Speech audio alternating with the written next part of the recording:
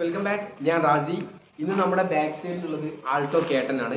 ഈ Alto കേട്ടൻ്റെ problem എന്താണെന്ന് വെച്ചാൽ ഓവർ ഹീറ്റിംഗ് ആണ്. ഈ ഒരു വാഹനം ഇതിൻ്റെ ഓണർ ട്രൂ വാല്യൂ എന്ന് മേടിച്ചാണ്. ഒരുപാട് വർഷങ്ങളായിട്ട് ഇദ്ദേഹം ഉപയോഗിച്ചുകൊണ്ടിരിക്കുന്നുണ്ട്. ഒരു കുഴപ്പമില്ല. നമ്മളാണ് കുറച്ച് 2-3 തവണയൊക്കെ ആയിട്ട് നമ്മളാണ് ഇതിൻ്റെ സർവീസിങ് കാര്യങ്ങളൊക്കെ ചെയ്യുന്നത്. കുറച്ച് വർക്കുകളൊക്കെ ഇതിനു മുമ്പ് നമ്മൾ ഗ്യാരേജിൽ ചെയ്തിട്ടുണ്ടായിരുന്നു. ഗൈസ്, ഇപ്പോൾ ഈ വാഹനത്തിൻ്റെ പ്രശ്നം എന്താണെന്ന് വെച്ചാൽ ഇത് ഓവർ ഹീറ്റ് ആയിട്ട് വണ്ടി സ്റ്റോപ്പ് ആവുകയാണ് ചെയ്യുന്നത്. അതായത് ആ ഒരു റെഡ് സിമ്പിൾ ലൈറ്റ് കത്തും, വണ്ടി പെട്ടെന്ന് ഓഫ് ആവും. അതാണ് ഇപ്പോൾ ഈ ഒരു വണ്ടിയുടെ പ്രോബ്ലം.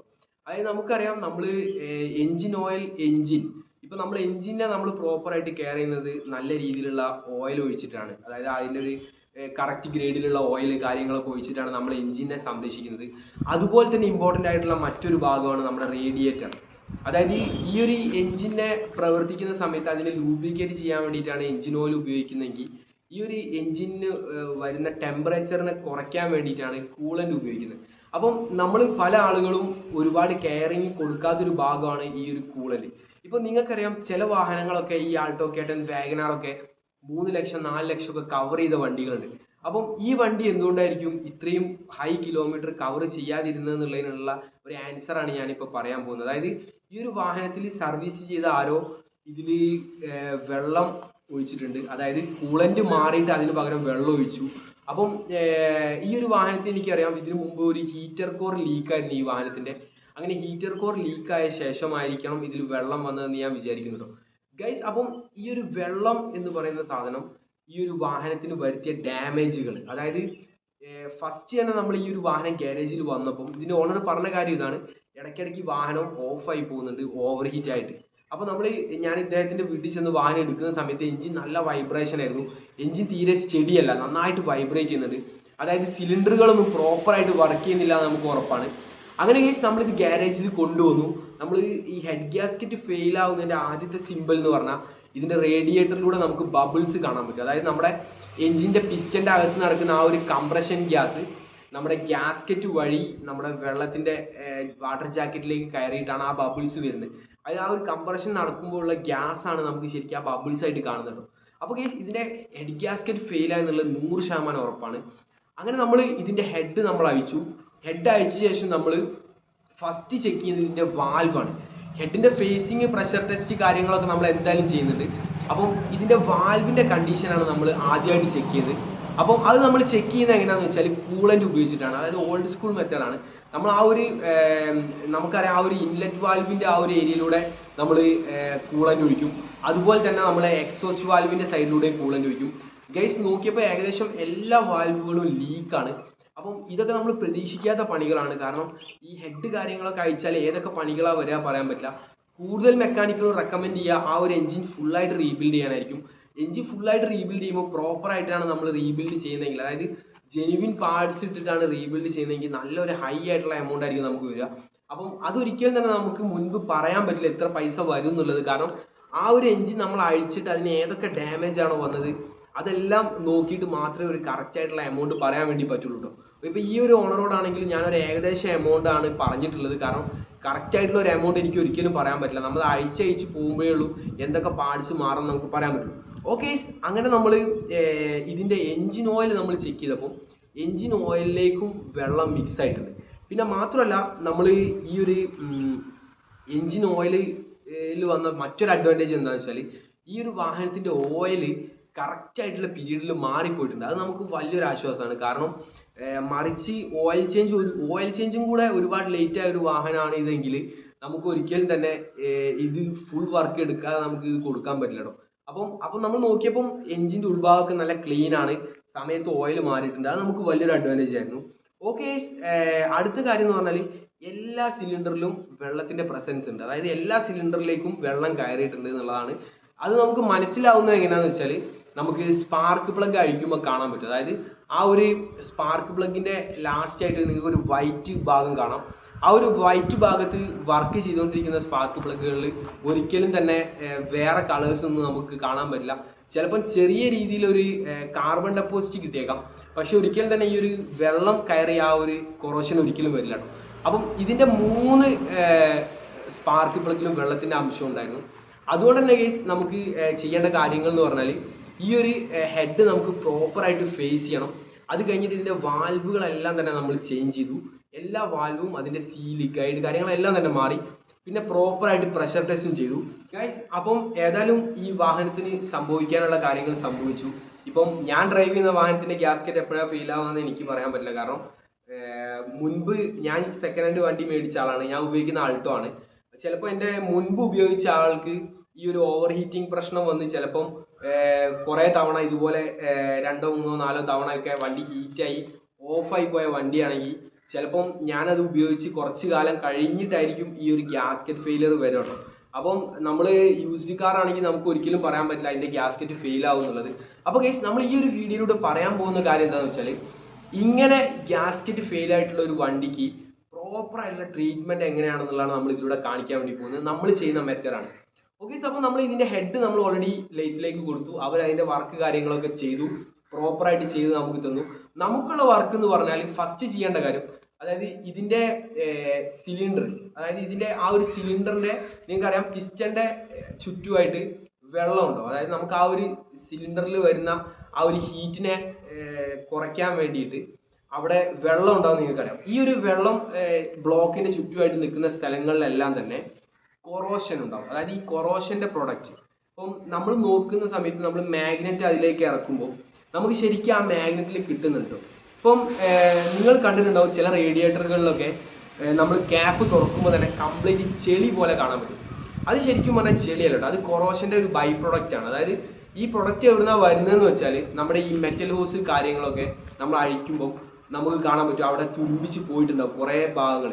ഈ ഭാഗങ്ങളൊക്കെയാണ് ശരിക്കും പറഞ്ഞാൽ കുറേ ഈ ഭാഗങ്ങളൊക്കെ പോയിട്ട് റേഡിയേറ്ററിലൊക്കെ പോയിട്ട് ബ്ലോക്ക് ആവും, കുറേ ഫിൻസ് ബ്ലോക്ക് ആവും. പിന്നെ മാത്രമല്ല ഇത് ഹെഡിൻ്റെ ഉള്ളിൽ നമ്മുടെ ബ്ലോക്കിൻ്റെ ഉള്ളിൽ താഴ്ഭാഗത്തായിട്ട് ഇത് നിൽക്കുന്നുണ്ടാവും ഈ ഒരു കൊറോഷൻ പ്രൊഡക്റ്റുകളാണ്.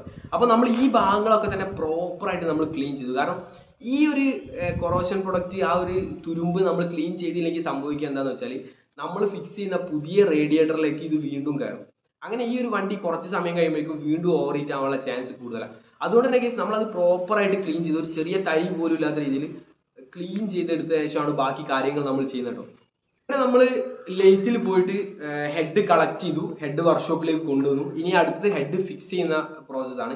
അപ്പോൾ ഞാൻ ആദ്യം പറഞ്ഞു നമ്മൾ ബ്ലോക്കിൻ്റെ ഇൻസൈഡ് കാര്യങ്ങളൊക്കെ പ്രോപ്പറായിട്ട് നമ്മൾ ക്ലീൻ ചെയ്ത ശേഷം നമ്മൾ ഗ്യാസ്കറ്റ് വെച്ചു, നമ്മൾ ഹെഡ് വെച്ചു, ബാക്കി കാര്യങ്ങളൊക്കെ ടൈറ്റ് ചെയ്തു, അതുപോലെ തന്നെ ക്യാമ് കാര്യങ്ങളൊക്കെ സെറ്റ് ചെയ്തു. അടുത്ത കേസ് ഇതിൻ്റെ റേഡിയേറ്ററാണ്. റേഡിയേറ്റർ നമ്മൾ ഒരിക്കലും തന്നെ പഴയത് യൂസ് ചെയ്യാനേ പോകുന്നില്ല.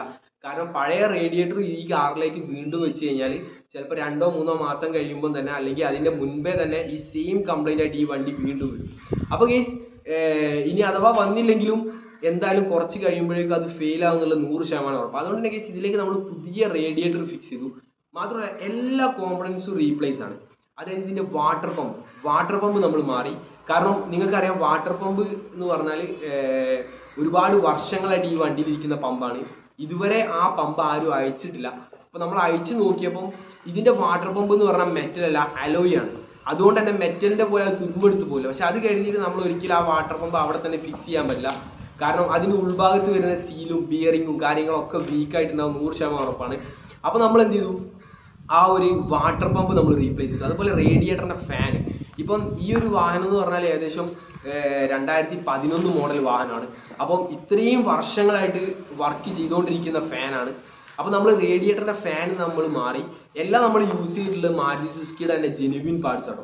പിന്നെ അതുപോലെ തന്നെ പറയുകയാണെങ്കിൽ തെർമോസ്റ്റാറ്റിൻ്റെ വാൽവ് നമ്മൾ പുതിയത് ഫിക്സ് ചെയ്തിട്ടുണ്ട് ഈ വാഹനത്തിന്. പിന്നെ ബാക്കിയുള്ള എല്ലാ ഹോസുകളും, അതായത് മെറ്റൽ ഹോസ്, ലോവർ ഹോസ്, ടോപ്പ് ഹോസ്, കംപ്ലീറ്റ് ഹോസുകൾ നമ്മൾ ചേഞ്ച് ചെയ്തു, എല്ലാം പുതിയതാണ്. അപ്പോൾ ഇങ്ങനെ ചെയ്താൽ മാത്രമേ നമുക്ക് പ്രോപ്പറായിട്ടുള്ള റിസൾട്ട് നമുക്ക് ഈ ഒരു വാഹനത്തിൽ കിട്ടുള്ളൂ. അതുപോലെ തന്നെ ഇതിൻ്റെ എൻജിൻ ഓയിൽ ഞാൻ നേരത്തെ സൂചിപ്പിച്ചു, എൻജിൻ ഓയിലിലേക്ക് വെള്ളം മിക്സ് ആയിട്ടുണ്ട്. അപ്പോൾ നമ്മൾ ഇതിൻ്റെ എൻജിൻ ഓയിൽ നമ്മൾ മാറി പുതിയ എൻജിൻ ഓയിൽ വെച്ചു. മാത്രമല്ല കൂളൻ്റ് കാര്യങ്ങളൊക്കെ തന്നെ നമ്മൾ ഡിസ്റ്റിൽഡ് വാട്ടർ ഉപയോഗിച്ച് ആദ്യം കുറച്ച് ഫ്ലഷ് ചെയ്ത ശേഷമാണ് നമ്മൾ ഈ കൂളൻ്റ് ഒഴിക്കുന്നത്. അത് നമ്മൾ കൂളൻ്റ് മാത്രമല്ല വാഹനത്തിലേക്ക് ഒഴിക്കുന്നത്, കൂളൻ്റും ഡിസ്റ്റിൽഡ് വാട്ടറും കൂടെ മിക്സ് ചെയ്തിട്ടാണ് ഒഴിക്കുന്നത്. ഓരോ ബ്രാൻഡിനും ഓരോ റേഷ്യോ ഉണ്ട്. അപ്പോൾ നമ്മൾ യൂസ് ചെയ്യുന്ന ആ ഒരു ബ്രാൻഡിൻ്റെ റേഷ്യോ അനുസരിച്ചുള്ള രീതിയിലായിരിക്കും നമ്മൾ ഈ ഒരു വാഹനത്തിലേക്ക് ഒഴിക്കുന്നത്. പിന്നെ മാത്രമല്ല റേഡിയേറ്ററിൻ്റെ ഇങ്ങനെയുള്ള എല്ലാ പാർട്സുകളും നമ്മൾ ഫുള്ളി യൂസ് ചെയ്തിട്ടുള്ള ജെനുവിൻ പാർട്സ് ആണ്. അപ്പോൾ കേസ് നമ്മൾ ഇതുപോലെയുള്ള വർക്ക് ചെയ്യുന്ന സമയത്ത് ചിലപ്പം ഈ ബാക്കി കോമ്പണൻസിൽ എവിടെയും തന്നെ ലീക്കില്ല. റേഡിയേറ്റർ ലീക്കല്ല, വാട്ടർ പമ്പ് ലീക്കല്ല, ഇതിൻ്റെ ഹോസുകൾ ലീക്കല്ല. ഇതിനാകെ സംഭവിച്ച ഒരു ഫെയിലിയർ എന്ന് പറയുന്നത് ഹെഡ് ഗ്യാസ്കറ്റ് ഫെയിലായി, അങ്ങനെ സിലിണ്ടറിലേക്കൊക്കെ വെള്ളം കയറി. ആ ഒരു മിസ്റ്റേക്കാണ് ഈ വണ്ടിക്ക് വന്നിട്ടുള്ളത്. അപ്പോൾ നമ്മൾ ഇത്രയും പാർട്സുകൾ ഇതിൻ്റെ മാറിയ എന്തിനാണെന്ന് ചോദിച്ചു കഴിഞ്ഞാൽ ഈ ഒരു പ്രോബ്ലം വീണ്ടും വീണ്ടും റിപ്പീറ്റ് ആവാണ്ടിരിക്കാൻ വേണ്ടിയിട്ടാണ്.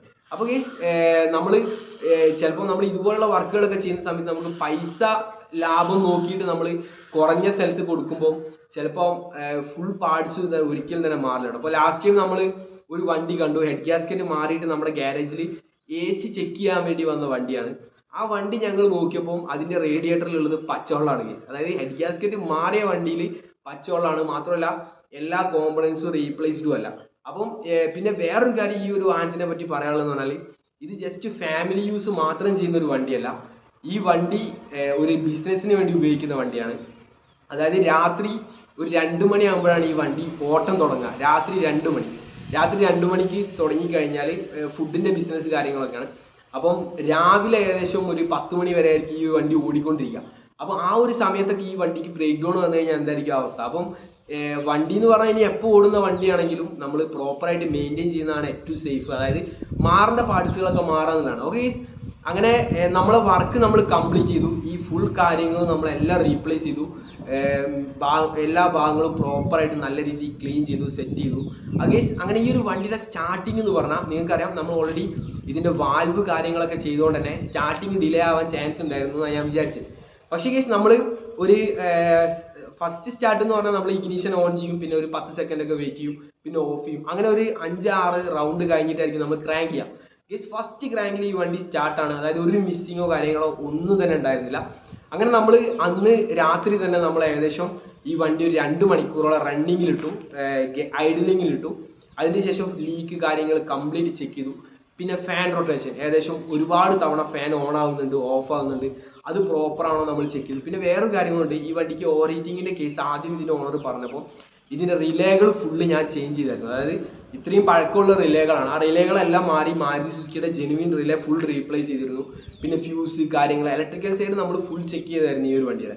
ഇനി ആ ഒരു റീസൺ കൊണ്ടാണോ ഫാൻ ഓഫ് ആവുന്നത് അറിയാൻ വേണ്ടിയിട്ട്. എന്നാലും ഇപ്പോൾ നമുക്ക് ടെൻഷൻ ഇല്ല. ഇപ്പോൾ നമുക്ക് പുതിയ ഫാന്, പുതിയ റിലേ, ഫുൾ സിസ്റ്റം പുതിയതാണ്. ഓക്കെ, അങ്ങനെ മോർണിംഗ് സ്റ്റാർട്ട് നമ്മൾ നോക്കി. മോർണിംഗ് സ്റ്റാർട്ടിലും പെർഫെക്റ്റ് ആണ്, വണ്ടി കുഴപ്പമോ കാര്യങ്ങളൊന്നുമില്ല. സൈലൻസർ നമുക്ക് കറക്റ്റായിട്ട് വെള്ളം കാര്യങ്ങളൊക്കെ വണ്ടിക്ക് വരുന്നുണ്ട്. അങ്ങനെ ഗൈസ് ടോട്ടലി ഓക്കെ ആണ്. പിന്നെ നല്ലൊരു ടെസ്റ്റ് ഡ്രൈവ് ചെയ്തു, സിറ്റിയിലൂടെ ഒക്കെ ഡ്രൈവ് ചെയ്തു, നല്ല ഹീറ്റുള്ള സമയത്ത് ഓടിച്ചു. അങ്ങനെ ഗൈസ് ടോട്ടലി വണ്ടി ഫുള്ളി പെർഫെക്റ്റ് ആണ്. കൂളൻ്റ് കാര്യങ്ങളൊന്നും കുറയുന്നൊന്നുമില്ല. അങ്ങനെ ഓൾമോസ്റ്റ് ഇപ്പോൾ നമ്മൾ ഈ ഒരു വണ്ടി ഡെലിവറി ചെയ്യാൻ വേണ്ടി പോവാണ് ഗൈസ്. അപ്പോൾ ഇത്രയും കാര്യങ്ങളാണ് നമ്മൾ ഈ ഒരു വാഹനത്തിന് ചെയ്ത്. എനിക്ക് സത്യം പറഞ്ഞാൽ ഇത്രയും ഹെഡ് ഗ്യാസ്കറ്റ് കാര്യങ്ങളൊക്കെ അഴിച്ചിട്ട് വർക്ക് ചെയ്യുന്നത് സത്യം പറഞ്ഞാൽ തീരെ ഇഷ്ടമല്ല. പക്ഷേ ചെയ്യേണ്ട വന്നു കഴിഞ്ഞാൽ നമ്മൾ പെർഫെക്റ്റ് ആയിട്ട് മാത്രമേ ചെയ്യുള്ളൂ ഗൈസ്. പ്രോപ്പറായിട്ട് നമ്മൾ മെയിൻറ്റെയിൻ ചെയ്ത് കഴിഞ്ഞാൽ കൂളൻ്റ് കാര്യങ്ങൾ, എഞ്ചിൻ ഓയിലൊക്കെ പ്രോപ്പറായിട്ട് മെയിൻറ്റെയിൻ ചെയ്ത് കഴിഞ്ഞാൽ ഒരുപാട് വർഷങ്ങൾ, ഒരുപാട് കിലോമീറ്റർ നമുക്ക് നല്ല രീതിയിൽ ഡ്രൈവ് ചെയ്യാൻ പറ്റും. നിങ്ങൾക്കറിയാം, ഇപ്പോൾ ഇന്നോവ, ഫോർച്യൂണർ പോലുള്ള വണ്ടികളൊക്കെ 10 ലക്ഷം 12 ലക്ഷം ഒക്കെ ഓടിയ വണ്ടികൾ നമ്മൾ കണ്ടിട്ടുണ്ടോ. ഈ വണ്ടികളുടെ ഒക്കെ എന്ന് പറഞ്ഞാൽ ഒരേ ഒരു സീക്രട്ടേ ഉള്ളൂ, ഇതിലൊക്കെ പ്രോപ്പറായിട്ടുള്ള കൂളൻ്റാണ് യൂസ് ചെയ്യുന്നത്. മാത്രമല്ല ടൈം ടു ടൈം എഞ്ചിൻ ഓയിലും ചേഞ്ച് ചെയ്യുന്നുണ്ട്. അതുമാത്രം മതി എഞ്ചിനെ പ്രോപ്പറായിട്ട് മെയിൻറ്റെയിൻ ചെയ്യാൻ വേണ്ടിയിട്ട്. ഓക്കെ, അപ്പം നമ്മുടെ വീഡിയോ ഇഷ്ടപ്പെട്ട് കഴിഞ്ഞാൽ നിങ്ങൾ നമ്മുടെ ചാനൽ സബ്സ്ക്രൈബ് ചെയ്യുക, നിങ്ങളുടെ ഫ്രണ്ട്സിനൊക്കെ ഷെയർ ചെയ്ത് കൊടുക്കുക. മാത്രമല്ല അടുത്തുള്ള ബെല്ലൈക്കൻ കൂടെ ക്ലിക്ക് ചെയ്യുക. Okay guys, thank you for watching.